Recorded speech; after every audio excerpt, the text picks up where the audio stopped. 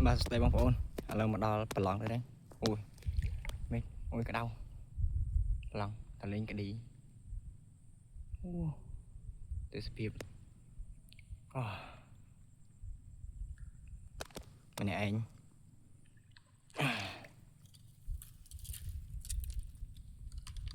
chăm mưa lên tập phật ở cái này nè ôi đau chứ ngay hot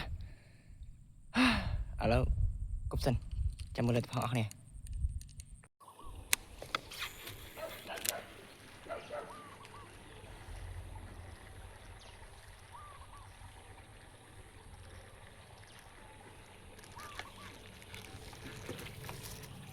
ngọt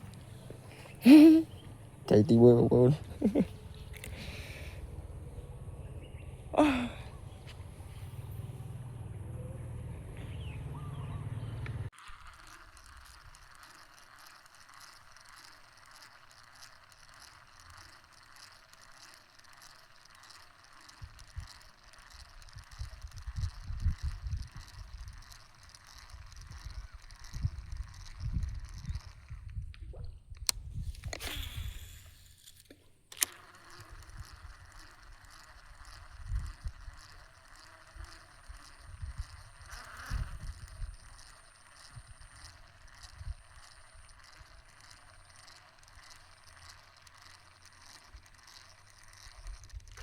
ấy da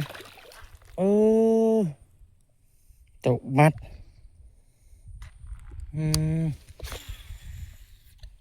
khăm chất luôn nhặt rớt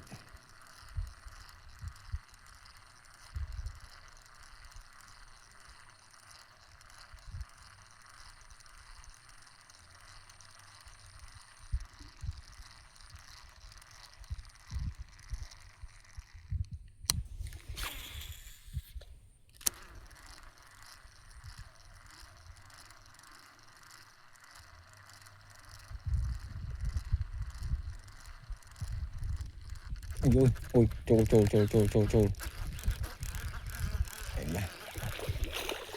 wow ơi vui liền liệp đi bà đây bay fly pin pin vào này nè thế rồi thầy chị pi ấy wow.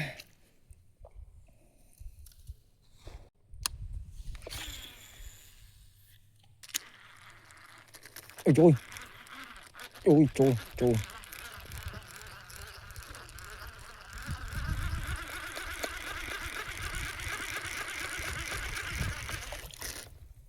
ôi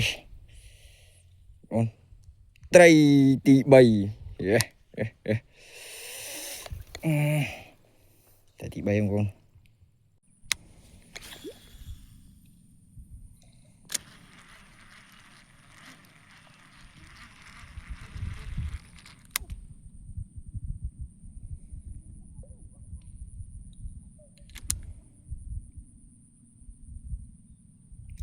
thôi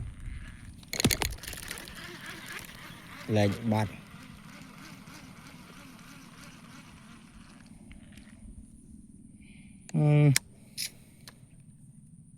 cá mắt đó snap không